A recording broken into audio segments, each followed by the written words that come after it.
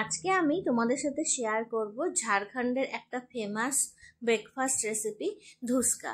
ঝাড়খণ্ডে নাকি অলিগলিতে এই খাবারটা বিক্রি হয়। আমার ফ্রেন্ডের কাছে আমি একবার খেয়েছিলাম, খেয়ে আমার বেশ ভালো লেগেছে। তারপরে এটা আমি বাড়িতে ট্রাই করি।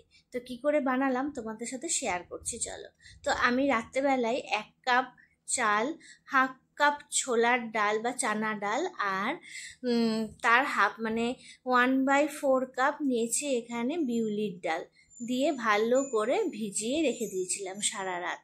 তো মেজারমেন্টটা হলো 1 কাপ চাল, হাফ কাপ ছোলার ডাল আর 1/4 কাপ বিউলির ডাল দিয়ে ভালো করে সারা রাত ভিজিয়ে রাখার পরে জলটা ঝরিয়ে নিয়ে আমি এখানে দেখো তার সাথে কিছুটা রসুন আর আদার টুকরো দিয়ে, এর মধ্যে অবশ্য কাঁচা লঙ্কা দেয়, আমি কাঁচা লঙ্কা দিইনি, মিন্নি খাবে বলে।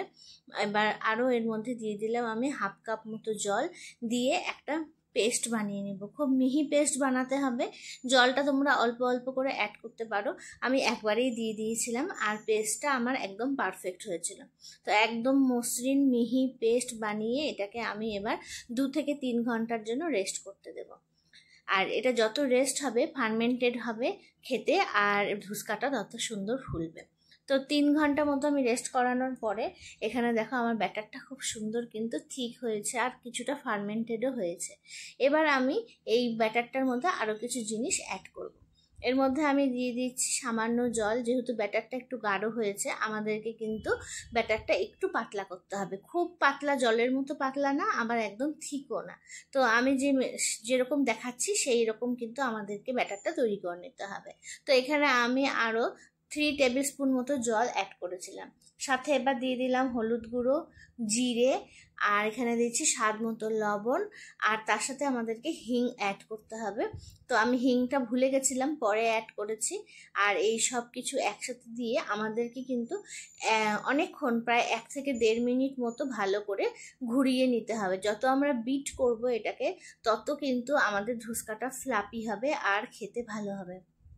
তো আমি হিংও দিয়ে দিলাম, দিয়ে এবার দেখো খুব ভালো করে আমি মিশিয়ে নিচ্ছি। প্রায় আমি 1 থেকে 1.5 মিনিট এটাকে আবার বিট করে নিয়েছি।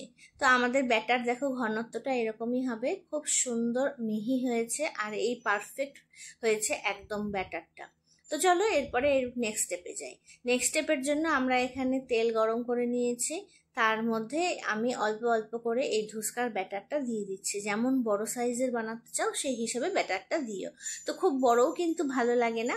আর এখানে আমি তেলটা গরম করার পরে মিডিয়াম ফ্লেমে রেখে দিয়েছিলাম, কারণ একদম হাই ফ্লেমে দিলেও উপর থেকে কিন্তু পুড়ে যাবে আর ভেতরে কিন্তু কাঁচাই থেকে যাবে, সেই জন্য মিডিয়াম ফ্লেমে আমি এগুলোকে ফ্রাই করে নিয়েছি।